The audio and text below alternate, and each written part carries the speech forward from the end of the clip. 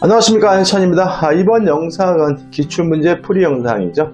자, 우리가 지금 유치권에 관한 기출문제를 풀어보고 있는데 두 번째 영상이고, 이번 영상으로 유치권에 관한 기출문제는 마무리하겠죠. 물론 다음 영상에서는 저당권으로 들어가게 됩니다. 자, 함께 문제를 풀어보도록 하죠. 자, 8번입니다. 갑은 자신이 점유하고 있는 건물에 관하여 을을 상대로 유치권을 주장하고 있다. 다음 설명 중 틀린 것을 찾으라고 하네요.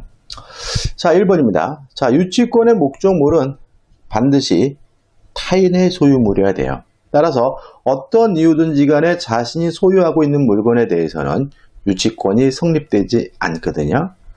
1번, 갑이 건물의 수급인으로서 소유권을 갖는다면 자신의 소유물이네요. 따라 유치권이 성립될 수 없겠죠. 갑의 유치권은 인정되지 않는다. O, 맞는 질문이죠.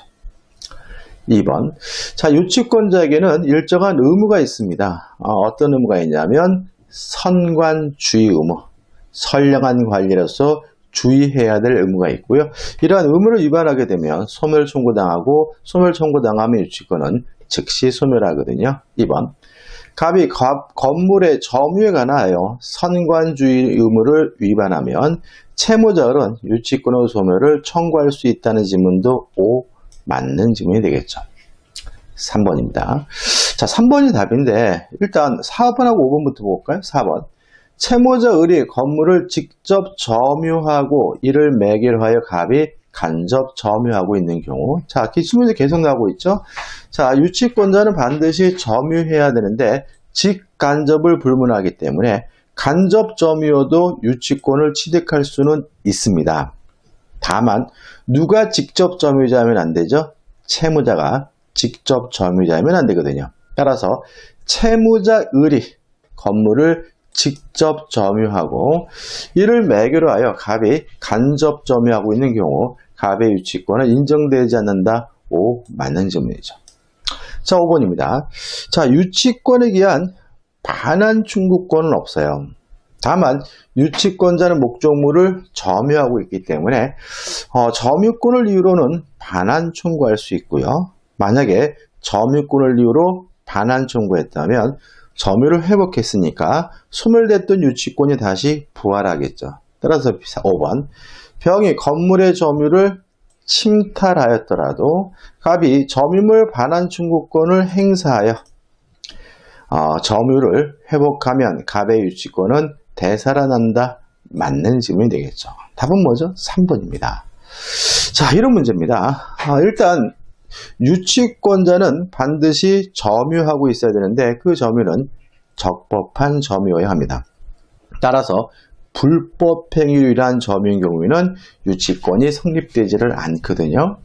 근데 점유하고 있으면 적법한 권리자 및 권원의 적법이 추정이 되기 때문에 유치권자 스스로 뭐 할 필요 없냐면 입증할 필요는 없는 거죠. 따라서 한번 갑은 유치권 행사를 위하여 자신의 점유가 불법 행위로 하는 것이 아님을 증명해야 된다는 질문은 X가 되고요.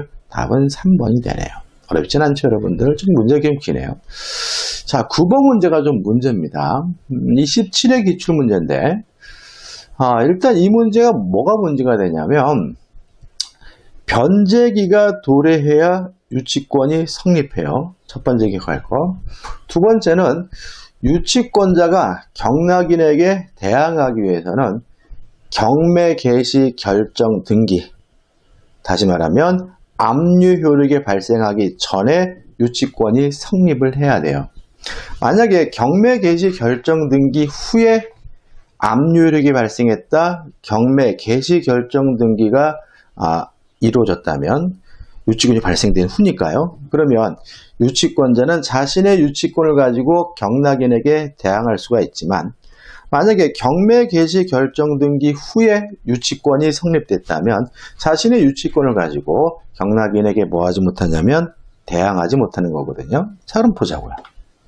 갑은 자신의 토지의 주택 신축 공사 을에게 맡기면서 갑의 보존 등기 후 2개월 후에요. 원래 문제는 좀 바꿨는데 제가 2개월 내라고 해놨어요.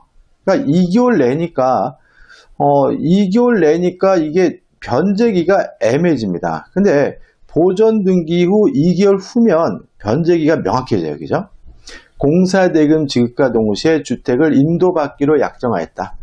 2016년 1월 15일 주택에 대한 감명의 보존 등기를 마쳤어요. 그러면 보존 등기 후 2개월 후니까 변제기는 언제가 되냐면은 2016년 2개월 후니까 2월 15일이 되겠죠. 변제기가. 그죠? 변제기가. 자, 그 다음에 계속 보시면 갑의 채권자 유의 주택에 대한 강제 경매를 신청하여 2016년 2월 8일 경매 개시 결정 등기가 있었어요. 자, 그럼 보자고요. 자, 경매 개시 결정 등기가 있었던 것은 며칠입니까? 2월 8일이에요. 그럼 보세요. 자, 경매 개시 결정 등기가 이루어진 후에 2월 15일 날 변제기가 도래했으니까 이 유치권은 경매 개시 결정 등기 후에 유치권이 뭐 한 거죠? 성립을 한 거죠. 따라서 이 사람은 자신의 유치권을 가지고 경락인에게 뭐 할 수 없습니까? 대항할 수가 없는 거죠. 다시 말하면 경락인에게 유치권을 가지고 대항하려면 경매 개시 결정 등기 전에 유치권이 성립돼야 되고요. 원래 문제는 변제기가 애매하게 나와 있었기 때문에 제가 보존 등기 후 2개월 후라고 조금 바꿨는데 2개월 후 하면은 명백히 경매 개시 결정 등기 후에 변제기가 도래했으니까 경매 개시 결정 등기 후에 유치권이 성립했으니까 경락인에게 뭐 하지 못합니까? 대항하지 못하는 거죠. 자, 그럼 보자고요. 2016년 10월 7일 경매대금을 완납한 병이 을을 상대로 주택의 인도를 청구했다죠. 다음 중 옳은 거죠. 병은 주택에 대한 소유물 반환 청구권을 행사할 수 없다. X. 자, 경락을 받은 병은 소유권이 있으므로 소유권을 이유로 뭐 할 수 있습니까? 반환을 청구할 수 있겠죠. 니은번 을은 유치권에 근거하여 주택의 인도를 거절할 수 있다. X.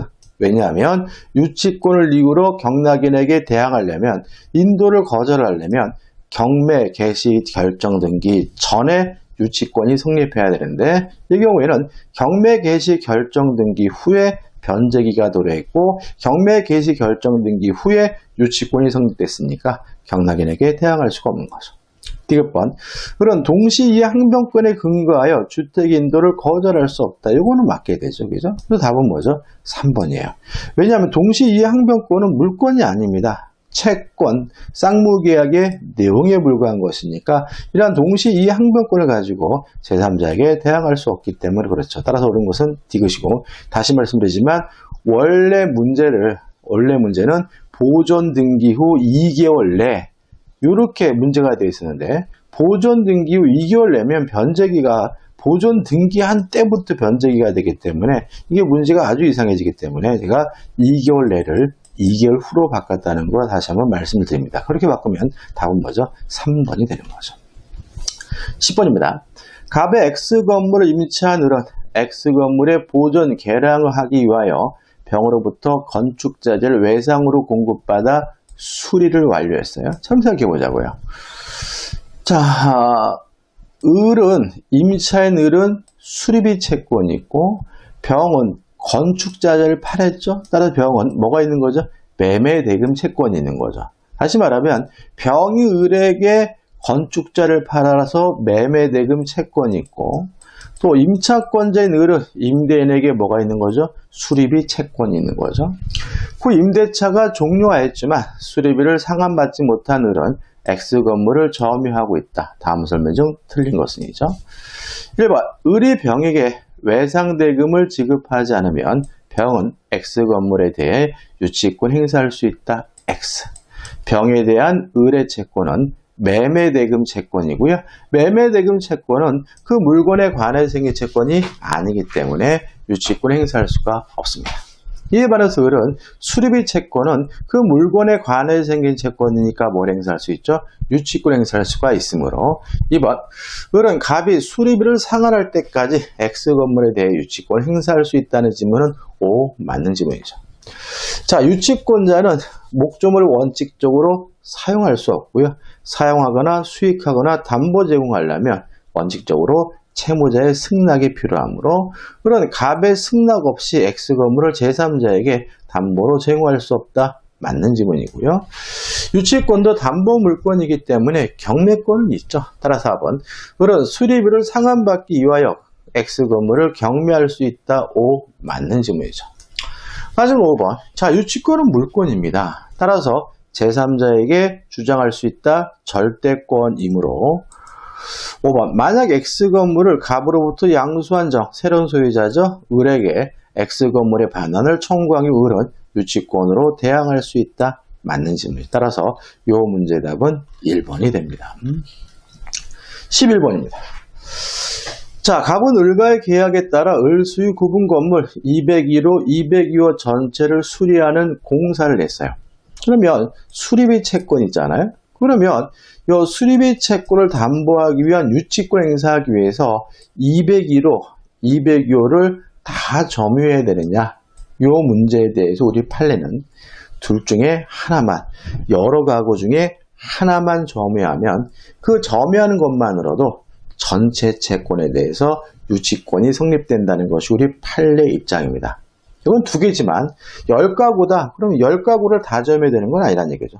100가구다. 100가구를 다 점유해야 되는 건 아니라는 거예요. 그 중에 한 가구만 점유한다면 전체 채권에 대해서 유치권이 성립된다는 것이 우리 판례 입장이에요. 따라서 우리 공사대금을 지급하지 않자 갑이 201호만을 점유하고 있어요.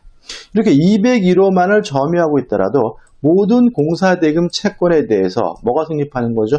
유치권이 성립하게 되는 거죠. 따라서 옳은 것은 1번 갑의 유치권은 을소유 구분 건물 201호, 202호 전체 공사대금을 피담보 채권으로 하여 성립한다. 맞는 지문이고요. 답은 뭐죠? 1번인 거죠. 나머지 지문들은 좀 억지로 맞는 건데 일단 2번인데 자, 전체 공사대금에 대해서 201호에 대해서 유치권이 성립됐잖아요. 그러면 점유하고 있는 201호에 대해서 유치권이 성립되지만 그 채권은 전체 채권인 거예요. 그러면 경매할 수 있는 것은 뭐죠? 201호만 경매할 수 있겠죠. 따라서 2번. 갑은 을소유 구분건물 201호, 202호 전체에 대하여 유치권의 경매를 신청할 수 있다. X죠. 다시 말씀드리면 201호만을 점유하고 있다면 201호에 대해서 유치권이 성립되고요. 그 채권의 피담보 채권은 전체 채권이다. 이런 개념인 거죠. 3번. 갑은 201호에 대한 경매 절차에서 매각대금으로부터 우선 변제받을 수 있다. X. 유치권자에게는 우선 변제권이 없습니다. 4번. 갑이 을의 승낙 없이 201호를 병에게 임대했어요. 그러면 의무를 위반하는 거죠. 따라서 채무자는 유치권의 소멸을 청구할 수 있으므로 그런 유치권의 소멸을 청구할 수 없다. X가 되는 거죠. 물론 임차인도 자신의 임차권을 가지고 제3자 을에게 대항할 수가 없으니까 5번. 갑이 을의 승낙 없이 201호를 병에게 임대한 경우 병은 을에 대하여 임대차 효력을 주장할 수 있다는 지문도 X가 됩니다. 1번과 2번만 좀 주의하시면 될 것 같아요. 자, 12번입니다. 자, 12번.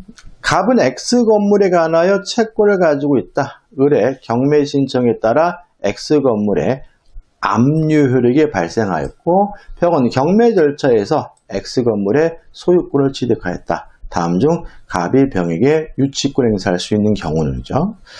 자, 이런 문제입니다. 자, 경매 개시 결정 등기가 이루어지게 되면 압류의 효력이 발생하게 돼요. 그래서 압류 효력이 발생한다는 말하고 경매 개시 결정 등기했다는 거하고 같은 의미가 되고요. 또 물론 유치권을 가지고 경락인에게 대항하려면 경매 개시 등기 전에 압류 효력이 발생하기 전에 유치권이 뭐가 돼요? 성립돼야 되는 거죠.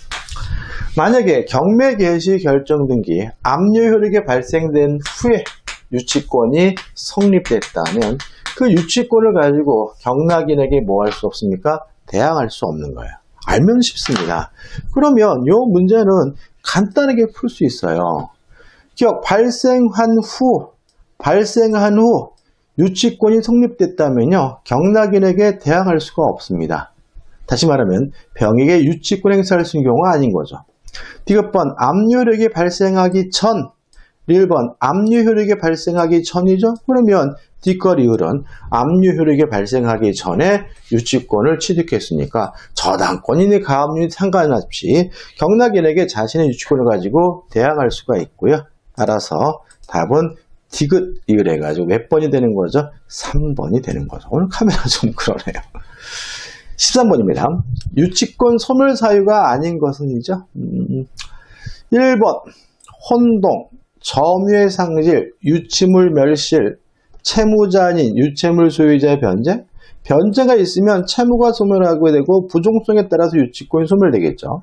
답은 4번입니다. 왜냐하면 제3자에게 유치물을 보관시키고 있으면 유치권자가 뭐 하고 있는 거죠? 간접 점유하고 있는 거죠. 다시 말하면 제3자에게 유치물을 보관시켰다는 유치권이 소멸되는 건 아닙니다. 왜요? 간접 점유하고 있으니까요. 답은 뭐죠? 4번이 되는 거죠. 14번입니다. 유치권 소멸 사유가 아닌 것은 5번이 답이겠죠. 왜요? 소유자가 목적물을 양도했어요. 소유자가 바뀌었습니다. 그럼 유치권은 물권이니까 새로운 소유자에게 대항할 수 있고 새로운 소유자가 생겼에 따라서 유치권이 소멸되는 것은 아니니까 답은 뭐죠? 5번이 되는 거죠. 15번이 마지막 문제네요. 15번 X 물건에 대한 유치권 성립에 영향을 미치지 않는 것은이죠. 자, 1번 X 소유권자가 갑인지 여부. 왜요? 자신의 소유물에 대해서는 유치권이 성립되지 않으니까 영향을 미치네. 2번 X에 관해 생긴 채권의 변제기가 도래하였는지 여부. 영향을 미치겠죠? 왜요? 변제기가 도래해야 유치권이 성립하니까요. 3번 X에 대한 갑의 점유가 채무자를 매개로 한 간접 점유가 아니냐는 직접 점유인지 간접 점유인지 여부는 상관이 없죠. 자, 답은 뭐죠? 3번이죠. 간접 점유여도 유치권이 성립이 되고요. 다만 채무자가 직접 점유자이지만 아니면 되는 거잖아요. 답은 뭐죠? 3번입니다.